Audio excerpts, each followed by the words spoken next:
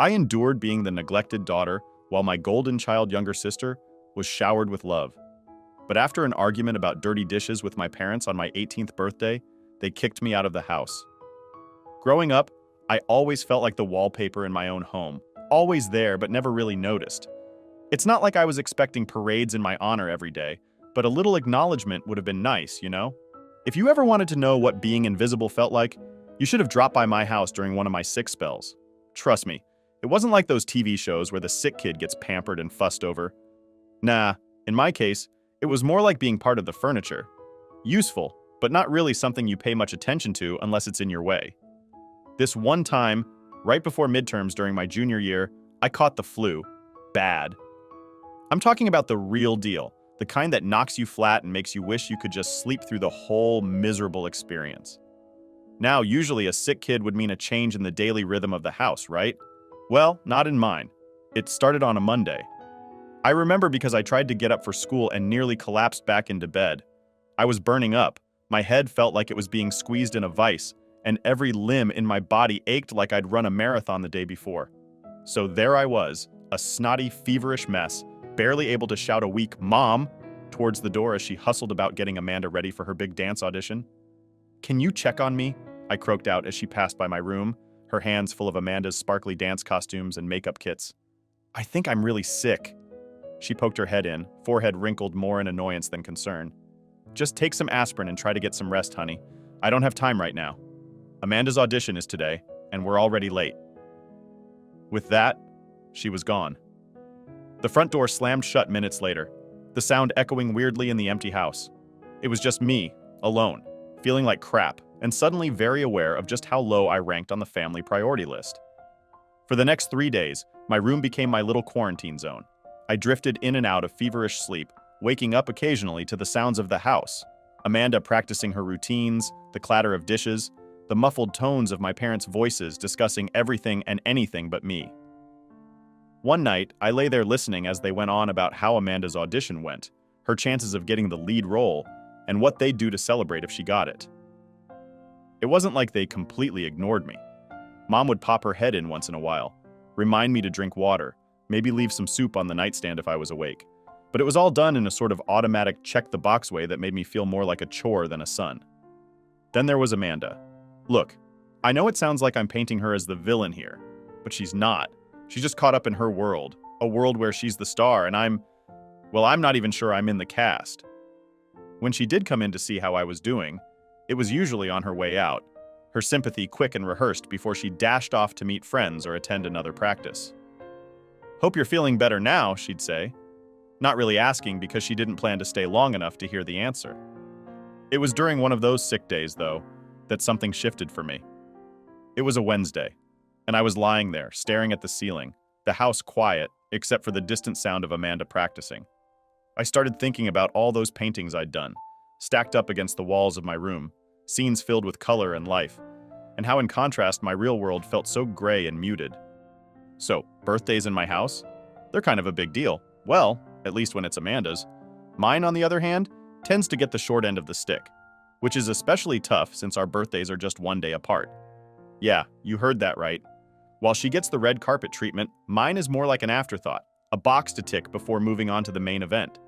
This year, though, was supposed to be different. It was my 18th. A milestone, right? Finally hitting that magic number where you're supposed to be an adult. I wasn't expecting a blowout or anything, but I thought maybe this time things might tilt a bit in my favor. Even just a little. I should have known better. I decided to take matters into my own hands. If history had taught me anything, it was that sitting around waiting to be disappointed was no way to live. So I planned my own little celebration. Nothing fancy, just a dinner with a few close friends at a local bistro I'd been eyeing for a while. The place was cool, kind of quirky and laid back, just my style. They even had this little rooftop area where you could eat under the stars if the weather was good. I pitched the idea to Mom a week before D-Day. I caught her in one of her rare slow moments when she was in between organizing Amanda's dance life and her charity work. "Hey Mom, for my birthday, I was thinking maybe we could do a dinner? Just something small at the bistro downtown? I already checked and they've got space." She looked up, slightly surprised that I was planning my own thing. "Oh, that sounds nice, dear. Sure, we can do that." It was the first time in a long time I felt like I'd managed to get her full attention, even if it was just for a moment. Energized by this small win, I went all out. I booked the table, planned the menu with the restaurant manager, who was super cool about making sure we had options for everyone, and even sent out invites to my friends and the family. As the day got closer, I could feel the familiar knot of anticipation in my stomach. Not just for the party, but to see if it would actually turn out like I hoped. The night before, I laid out my outfit. A new shirt I'd bought specially, nothing fancy, but it made me feel good. I went to bed with a weird mix of nerves and excitement. It felt like maybe, just maybe, this birthday would be different. The day itself started off well enough. I got texts from my friends saying they were excited for the evening. I spent the day just chilling, saving up my energy for the night. Mom and Dad even wished me a happy birthday in the morning, which, was something. I showed up at the bistro a bit early, not wanting to seem too eager, but also because I couldn't wait to get the night started. The staff had set up the rooftop just like I'd asked, with lights strung up and everything. It looked amazing, and for a brief, shining moment, I felt like everything was going to be perfect. 7 p.m. rolled around, the time we'd agreed on, and I was there, waiting. The view from the rooftop was great, the weather was perfect, and I was ready to have the best birthday. But then 7:15 came, and then 7:30, and I was still standing there, alone. I kept checking my phone, but there were no messages, no calls, nothing. The staff at the bistro were giving me those sympathetic looks that just made it worse. They'd ask if I wanted to start with a drink or maybe sit down, but I kept saying, just a few more minutes, they'll be here. By 8, the reality had sunk in. I wasn't just being paranoid. Nobody was coming. Not my friends, not my family. Nobody. The weight of that realization was like a punch to the gut. I felt stupid, standing there all dressed up with nowhere to go, surrounded by empty chairs that seemed to mock me with their vacancy. I ended up sitting down, more to stop the waiters from looking so worried than anything else. I ordered food, mostly out of a need to do something, to fill the silence around me with the clatter of plates and the murmur of other diners who were actually enjoying their evenings. As I sat there, picking at food I no longer wanted, the hurt started to give way to anger. Why was it always like this? Why was I always the afterthought, the one whose feelings didn't seem to matter? I was so lost in my thoughts that I didn't notice the time slipping away, the sky darkening around me until the stars were out, witnesses to my pathetic solo party. I made the decision to phone Amanda in the hopes that she might have some answers. Since I knew I had to figure out what was going on, I was on the point of panic. But I attempted to seem calm when she answered on the second ring. She said in passing that she was at home when I asked her where everyone was. I was totally perplexed. She revealed something shocking to me when I asked when she intended to visit the restaurant. "Oh, I forgot to tell you," she added, "but we had to call off the celebration." Mom was not in good health. I was stunned. Why hadn't anyone informed me about the cancellation? I questioned her. I reasoned that there might have been a mix-up or a communication error. Amanda gave a startlingly casual response. "I'm sorry," she said. "I suppose I neglected to inform you." It was like a blow to the abdomen. They hadn't even bothered to warn me ahead of time. And here I was all dressed up, waiting at the restaurant. I made an effort to digest her words. I asked her if there was any way to save the evening if Mom was okay, or if there was any chance they could still make it. However, Amanda's answer was icy and contemptuous. "I really have to go now," she said. She simply hung up on me after that. I was hurt and left, sitting there in shock. It was incredibly difficult, but I tried to remain calm. I felt like I had planned this evening with a lot of work and had received nothing in return. Trying not to cry, I took in the view of the restaurant. I observed gatherings of friends and family taking pleasure in their meals. I felt even more alone as a result. I was sitting there alone with no one to share the celebration or conversation with. The environment was so empty. It was painful considering how terrible I was sitting there. I observed someone walking through the restaurant's entrance while I was scrolling through my feed in an attempt to divert my attention from my mounting unhappiness. To my surprise, as I looked up, there was my grandfather. I assumed my mom had invited everyone, so I wasn't expecting him to show up. The sight of a familiar face honestly startled and relieved me. He said, "Happy birthday," as he approached with a kind grin. As he got closer, I experienced a wave of emotion. I got up and embraced him tightly. It was one of those hugs you needed when it seemed like everything else was crumbling. It felt like a tiny ray of hope in an otherwise dismal evening. So I thanked him for coming. Glancing around, he asked me where the others were. I was trying to hold it together and had been fighting back tears up until that point. But when he posed that straightforward query, it was as though a dam had broken. I was at my breaking point. That's when in the middle of the restaurant I started bawling. My cheeks turned red and I could feel the tears welling up. Taking a deep breath, I attempted to explain the events that had occurred. I sobbed as I told him about how I had come early, how nobody had turned up, and how Amanda had called to let me know that Mom wasn't feeling well, so the party was canceled. I informed him that on my particular day I had been sitting there by myself, feeling utterly forgotten and abandoned. With patience, my grandfather listened, and I could see worry in his eyes. He told me he was so sorry and put a consoling hand on my shoulder. He claimed that he arrived as quickly as he could and that he was unaware of the cancellation. He was obviously upset by the circumstance, and his presence was a much-needed consolation. While we waited for my food to arrive, we talked to cheer me up. He told me some jokes and related some experiences from his day, though it wasn't as exciting as I had anticipated. His presence gave the meal a celebratory vibe. I felt a sense of relief as we spoke. I was disappointed by my family, but at least I wasn't alone. It was difficult to savor the cuisine to its fullest when it finally arrived. I was left with a bad taste in my mouth from the previous events. So I picked up my plate, more out of habit than appetite. Ever. The trooper. My grandfather made sure to keep the conversation lively and interesting. He took advantage of the circumstance and kept me company. When my grandfather and I arrived home that evening, I was still feeling a little raw. All I wanted to do was crawl into my room and close my eyes. I remained silent in front of my parents. I simply headed directly to my room and shut the door. I was hoping for a little quiet time. A few minutes after the night's emotional roller coaster, though, I was startled out of my reverie by the sounds of shouting emanating from the living room. I made the decision to walk downstairs to investigate, as I was a little taken aback and concerned. The shouting grew louder and more fierce as I descended the stairs, and when I arrived to the bottom, I found my mom and grandfather engaged in a furious fight. My mother was furiously questioning my grandfather about how he was able to harm them. She spoke in a disbelieving and angry tone. I didn't know what to think. What they were arguing over was unknown to me. It was obvious that this was more than just a typical family argument. As I stood there attempting to make sense of the circumstances, I could tell from what I could see that the disagreement also involved my grandfather. It seems that my grandfather changed his mind after telling my mother that he would leave his house in his will. My mother was still the entitled brat she had been when she lived with my grandfather, who was quite angry about this, clearly unhappy over her treatment of me. He was also ashamed of it, his own granddaughter, during the heated argument. My grandfather turned to face me, inhaled deeply, and wished me a good birthday, and made his way toward the entrance. It was an odd time, a moment of conflicting feelings. His encouraging comments gave me some little consolation, but the turmoil that had descended was too much to bear. Without saying anything else, he disappeared, leaving me to stand there and attempt to take it all in. My mother turned to me and gave me a serious look when he left. She insisted on knowing what I had shared with him. The question took me by surprise, but I made an effort to remain composed. I just told it like it was saying nothing. After all, it was the real deal about how Amanda had casually stated that the party was canceled without properly warning me, and how I had been left alone on my birthday. Anger twisted my mother's face, but before she could say anything more, I simply turned and headed back to my room.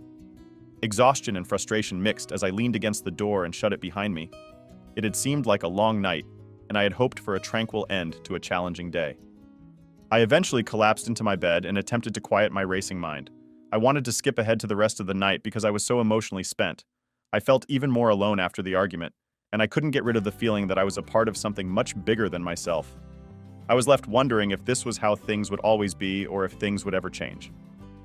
After the evening did not turn out at all like I had anticipated, I hoped for some sort of tranquility and a better start to the following day as I closed my eyes. The following day when I awoke, I had the impression that I was in a whole other universe. The whole ambiance of the house seemed chilly and uneasy. I felt invisible because of the icy distance with which my family was treating me. In comparison to the typical pandemonium and warmth of family gatherings, it was quite different. As soon as I came downstairs, I saw that everything was ready for Amanda's birthday overnight. It felt as though a whole switch had been flipped. I could see my mom was feeling better since she was cooking like crazy and rushing around the kitchen. The aromas of what I could only assume were large birthday celebration. Preparations filled the home, and I was struck with a wave of dissatisfaction and melancholy as I realized how different things had been from the previous night. I made an effort to control my feelings, but it was difficult to witness the party for Amanda being organized with such care. While I had been so ignored on my own birthday, I was still aching from being left behind and wounded by the disregard for my family because it felt like they had completely disregarded my feelings on my birthday.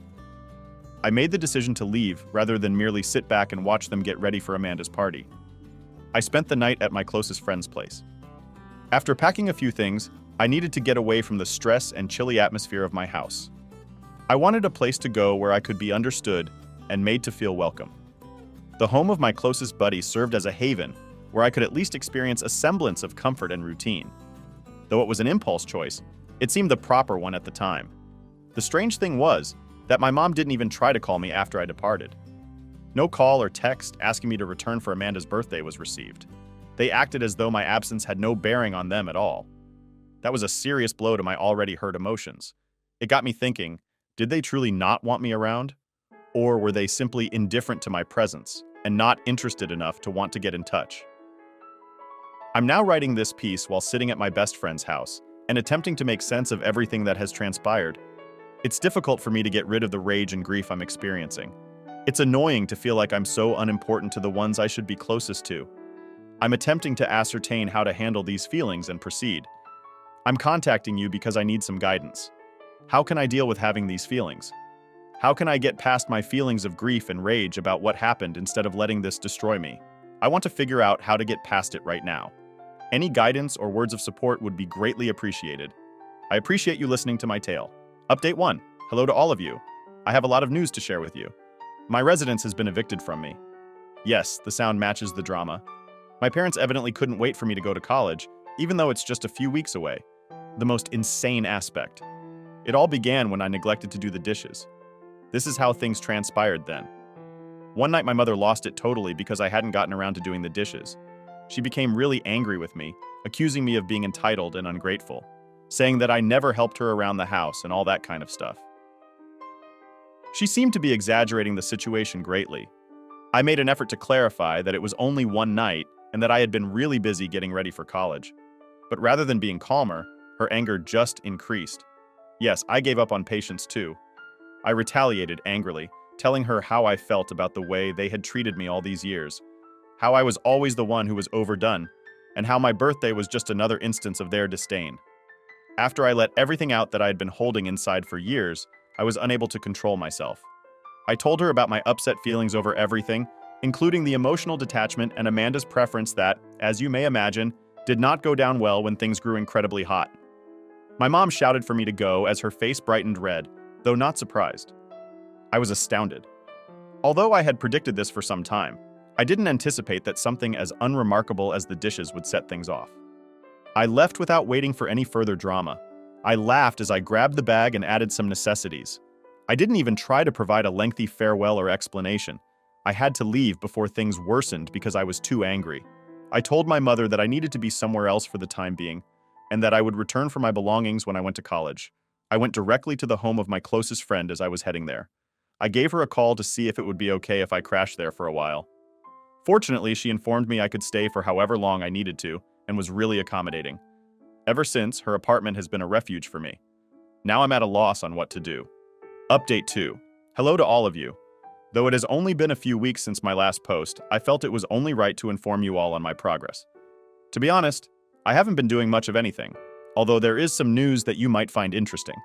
I finally had an opportunity to speak with my grandfather yesterday, following the entire ordeal of getting ejected and all. I had the want to tell him what was going on. I gave him a call and informed him of the entire disorganized state of affairs, my argument with my mother, the consequences with my family, and how I ended up getting kicked out. He had, to put it mildly, a rather strong reaction when he learned what had transpired. He became utterly infuriated. He was astounded that a matter as unimportant as dishes could cause such a heated argument. More than anything, though, he was angry with me for not getting back to him sooner. He replied that had I called him sooner, he would have been happy to assist me. He was willing to help. So hearing that feeling of relief was mixed with annoyance at how everything was happening at once. We ended up talking about what had happened and how I was feeling for quite some time. Having someone who was prepared to stand up for me and who could relate to my side of the story was incredibly consoling. He gave me comfort telling me that I didn't have to face this alone and that he was on my side knowing that at least one member of my family was truly supportive. Made me feel good. The day after tomorrow, my grandfather has made the decision to help me move my belongings out of my parents' house. Knowing that I won't have to handle this on my own is a great relief. He's going to assist me with organizing and packing everything I need for college.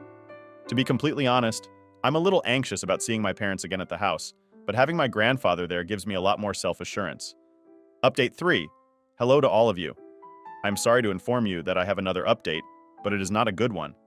With my grandfather's assistance, I was finally going to get my belongings from my parents' house yesterday. When we got to my parents' house, though, things took a terribly bad turn, and I was horrified to see that practically everything I owned was disappeared. As it turned out, almost everything had been donated or thrown away. Only a few worn-out notebooks remained. I had eyes I couldn't believe. It seemed like a complete invasion of my personal property. I had no idea what to say. I naturally brought it up to my folks. I asked them if they knew where all of my belongings had disappeared and what had become of them. They laughed at me in response. They genuinely chuckled. It felt as though they laughed at my anguish. I was in disbelief and devastated. I couldn't contain my tears as it felt like a final slap in the face when he saw how they handled me. My grandfather became enraged, though I could sense he wanted to approach them more forcefully. He maintained his composure despite having a red face. Rather than engaging in a heated dispute, it would be better if he just left. He decided, especially since I was already in such a vulnerable state, it wasn't worth getting worse. The tears really started to come when we got back in the car. I was sobbing quite a bit, feeling so emotionally spent and completely devastated. My grandfather, the amazing helper that he is, made every effort to console me. He expressed his regret to me for how things had transpired and expressed his wish that he could have taken more action. He lifted my spirits and made sure I had all I needed for college by assuring me that I wasn't alone and that we would work this out together. I went shopping with my grandfather. Going through stores and selecting necessities for the next phase of my life felt a little weird, while the pain from what had happened continued to sting. However, his generosity and perseverance in helping me get back on my feet meant a great deal to me. We were able to acquire a few necessities, and it felt good to know that I was prepared for the necessities. In addition, my best buddy informed me I could take everything I wanted out of her belongings. She promised to get me supplies, clothes, and whatever else I needed. It brought me great comfort to know that I had individuals who actually cared about me and wanted to assist me during such a trying time.